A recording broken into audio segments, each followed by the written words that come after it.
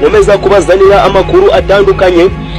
Nkuko mubibona rero kwibanze ku ifoto ya Bikira Mariya hano i Musanze, murabona ko muri iyi foto handitsemo Musanze, mukabonamo amafoto agiye atandukanye, murimo kubonamo inzu cyangwa se urusengero Kiliziya Gatolika ya Musanze cyangwa se Bikira Mariya, ndagira ngo muri kubireba hano muri video.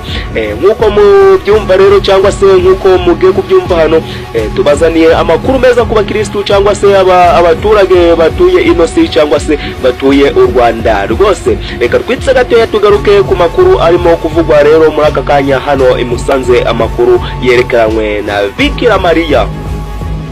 Amakuru rero aremeza ko mu karere ka Musanze mu murenge wa Gataraga, Bikira Mariya aboneke abakristo bose, abakristo barenga ibihumbi 3 aho bari bateraniye mu gusenga.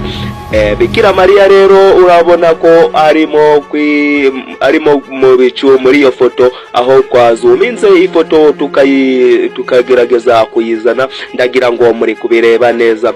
Mu karere ka Musanze rero mu murenge wa Gataraga, Bikira Mariya abonekeye abakristo benshi cyane. Reka nkwereke video, gumaho cyangwa se utege amatwi uwihere amaso n'amatwi, reba video yose.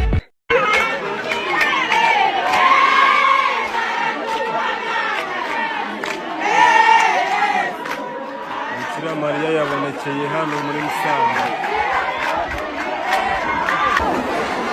Oh my God, Imana ikunda u Rwanda kabisa. Hano mu karere ka Musanze, umurenge wa Gataraga,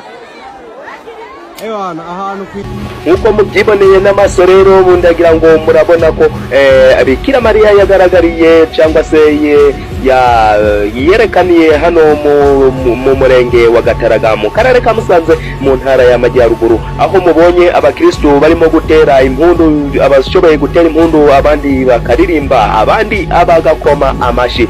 Ndagira ngo iyi video muyerekane cyangwa se muyigaragarize mbere y'ubwo bwa mbere muyibonye, muyisharinga abandi bantu benshi cyane, igihugu cyose kize kumenya amateka yabereye hano mu karere ka Musanze mu murenge wa Gataraga. Njewe wabagezagaho iyi nkuru ni nyita Dizzy Boy wagwan cyangwa se Ukuri TV News.